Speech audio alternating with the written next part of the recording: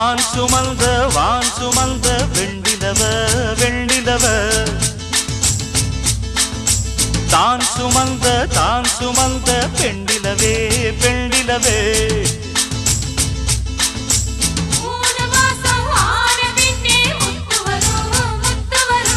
பூர்வ ஜென்மம் சேர்த்து வச்ச சொத்து வரும் சொத்து வரும்